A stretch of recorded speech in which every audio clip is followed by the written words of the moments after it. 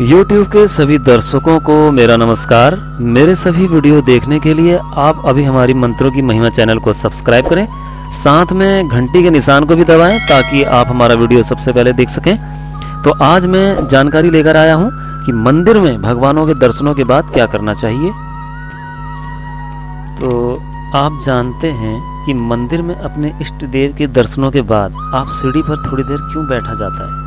बड़े बुजुर्ग कहते हैं कि जब भी किसी मंदिर में दर्शन के लिए जाएं तो दर्शन करने के बाद बाहर आकर मंदिर की पैड़ियों या आटले पर थोड़ी देर बैठते हैं। क्या आप जानते हैं इस परंपरा का क्या कारण है? तो मैं अब आपको बताऊंगा कि इसका क्या कारण है। आजकल तो लोग दर्शनों से लौटते समय मंदिर की पैड़ी पर या तो बैठते ही नहीं या बैठकर अपने घर की व्यापार की राजनीति की चर्चा करते हैं, परंतु यह प्राचीन परंपरा एक विशेष उद्देश्य के लिए बनाई गई थी। वास्तव में मंदिर की पौड़ी पर बैठकर हमारे बुजुर्ग एक श्लोक बोलकर एक प्रार्थना करते थे, जिस श्लोक को आजकल लोग बिल्कुल भूल ही गए हैं। आप इस श्लोक को सुने और आने वाली पीढ़ी को भी इसे बताएं।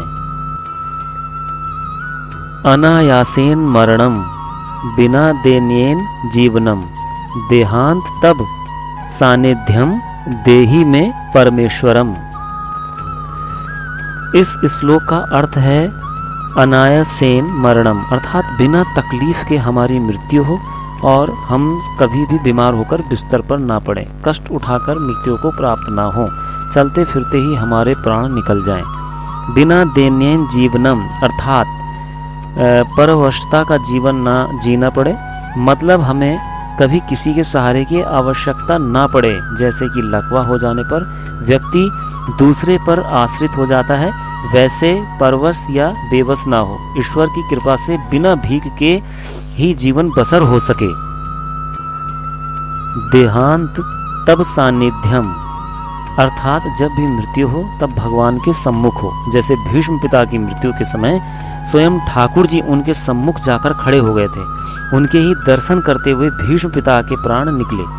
देही में परमेश्वरम, हे परमेश्वर हमें ऐसा वरदान दीजिए। ईश्वर से प्रार्थना करते समय गाड़ी, लड़का लड़की, पति पत्नी, घर, धन आदि नहीं मांगना चाहिए। यह तो भगवान आपको पात्रता के हिसाब से खुद आपको देते हैं। इसलिए दर्शन करने के बाद बैठकर यह प्रार्थना अवश्य करनी चाहिए। यह एक प्रार्थना है, याचना नहीं है। याचना सांसारिक पदार्थों के लिए होती है, जैसे कि घर, व्यापार, नौकरी, पुत्र पुत्री, सांसारिक सुख, धन या अन्य बातों के लिए जो मांग की जाती है वह भीख है। हम प्रार्थना करते हैं, प्रार्थना का विशेष अर्थ होता है, अर्थात विशिष्ट, श्रेष्ठ, अर्थात निवेदन। ईश्वर से प्रार्थना करें और प्रार्थना क्या करना है, उपरोक्त श्लोक बोलना चाहिए।